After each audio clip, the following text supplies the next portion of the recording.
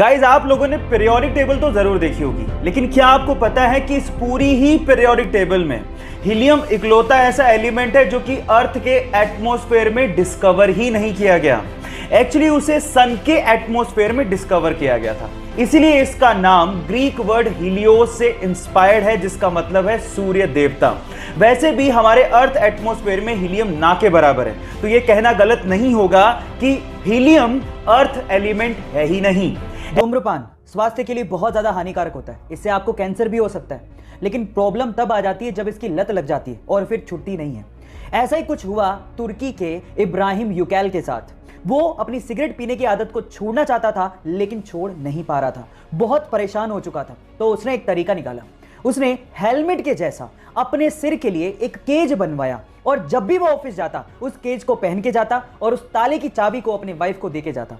अब चाहकर भी वो सिगरेट नहीं पी पाता क्योंकि उस केज की चाबी एक्चुअली उसके वाइफ के पास होती थी। इस तरह से उसने अपने एडिक्शन को कम कर लिया। लत छुड़वाने के इस अजीबोगरीब तरीके के लिए आप क्या कहेंगे, चैट सेक्शन में लिखना मत भूलिएगा। टाइड डिटर्जेंट पाउडर काफी सालों से अमेरिका में मार्केट लीडर रहा है, लेकिन जैसे ही सन 2000 में वो इंडिया में एंटर हुआ वो पूरी तरह से फेल हो गया क्योंकि वो इंडियन कस्टमर्स को समझ नहीं पाया।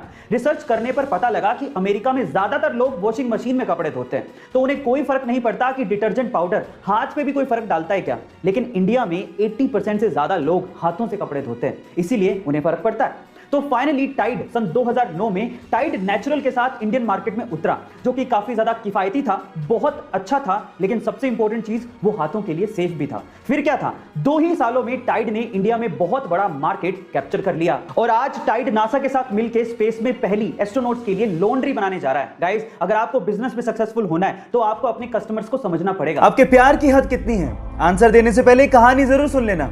यह बात 1970 की, जब स्वीडन से एक टूरिस्ट से एक इंडियन आर्टिस्ट को पहली नजर में प्यार हो गया। उसके बाद वो एक दूसरे को डेट करने लगे और फिर शादी हो गई, लेकिन कुछ कारणों की वजह से उस लड़की को वापस अपने देश लौटना पड़ा। लेकिन उस लड़के ने कहा था कि हम लोग एक दिन फिर से मिलेंगे।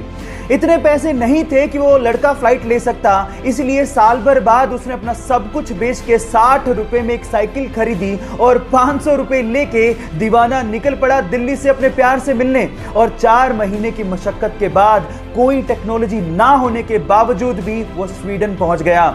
इतना शिद्दत वाला प्यार देखकर लड़की के माँ बाप ने लड़के और लड़की की फिर से स्वीडन में शादी करवा दी। है ना जुनूनी बात? आपके प्यार में कितना जुनून है, चैट सेक्शन में लिखने मत भूलिएगा।